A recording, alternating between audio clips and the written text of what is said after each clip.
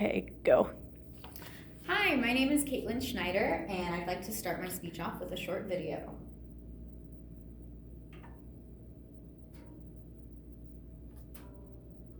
Hi, I'm Sarah McLaughlin. Please say you'll be the answer for an innocent animal who's suffering right now. An animal who needs your help. Please, call the number on your screen, or go online and join the BCSPCA with a monthly gift right now. So we've all seen it, right? And it's kind of cheesy, it's a little cliche now. For just $8. But today I'm going to try to persuade you to consider rescuing an animal. And we're going to talk about the different ways that you can rescue animals, the effects that it'll have on the pet, and how it can actually transform your life. So first up are our types of rescue. We have transporting, fundraising, donating, promoting, volunteering, fostering, and adopting.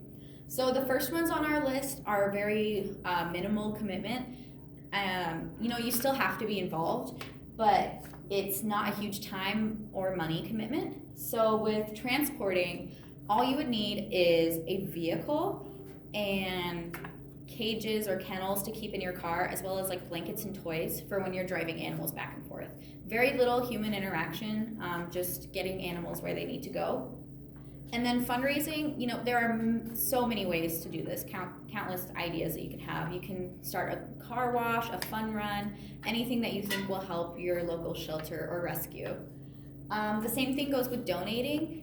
You can donate money, but there are also items that shelters need, such as towels, beds, food dishes and bowls for their cats and dogs, old newspapers, leashes and chains, and brushes.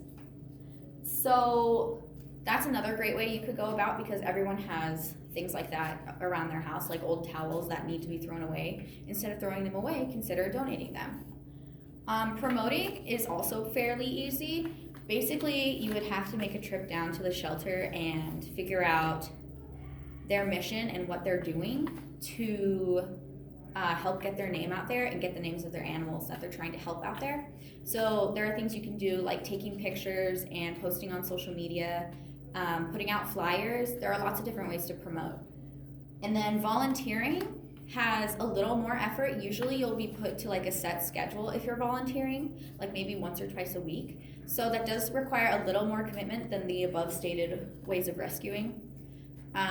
Volunteering can mean anything from cleaning to walking dogs to helping organize and do like carpentry work within the rescue. And then finally, we have fostering and adopting, which are the most committed levels of rescuing. You need to be 100% sure that you are in this and that you want an animal before you do this. With fostering, a lot of the expenses will be paid through the rescue, so you don't have to worry about a ton of that. But you will have to give the animal up eventually when they find a forever home. Whereas adopting, the animal is yours, and you do kind of have more of a financial burden because the shelter isn't going to support you anymore. So now that we've talked about how you can rescue, how does it impact an animal? So they can go through both social changes and physical changes.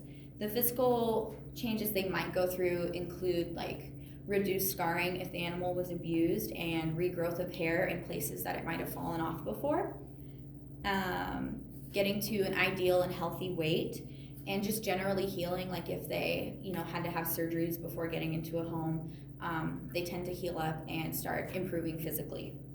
Socially, they will begin to become more comfortable in the home environment, and they'll start exploring and being curious about things and kind of exploring that playful side of themselves. And that's when you'll really see them open up and be like a true pet and be able to enjoy their life in a home.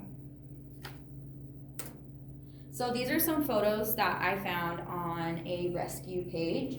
Here we have Baker, and this is Mimi. Mimi, I think, is just super cute. I'm not sure if you can tell from back there, but she has a lot of scarring and stuff on her face in the first picture. And then in the next one, she's just so cute and fluffy, like total regrowth. Yoshi was very, very skinny before she got to her foster home. And now you can see that she's improved a lot and is happy and loves playing with her toys. This is Harper, and you can really see the fear on Harper's face when she first started interacting through that initial transport. But soon enough, she began to even like close her eyes around humans, which is a huge sign of trust.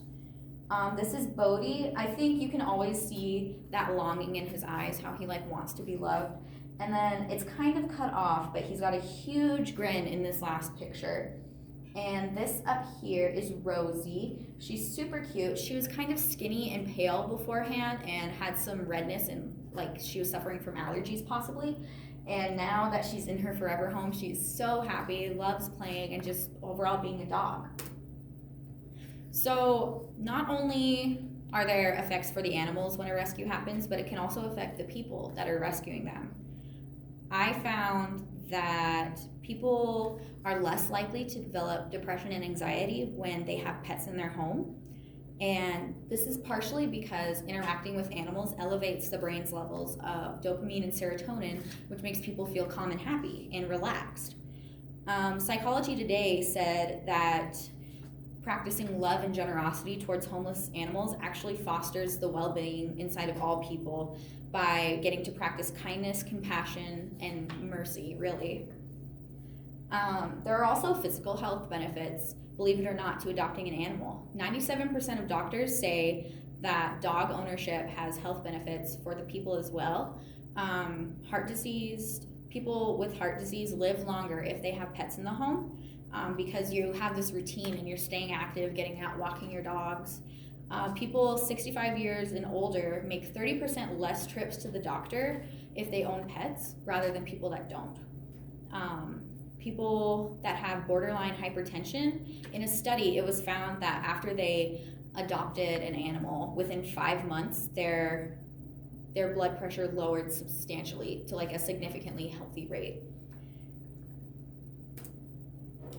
So, although rescuing might not be easy and it can be an emotional toll, it still has benefits for both people and animals.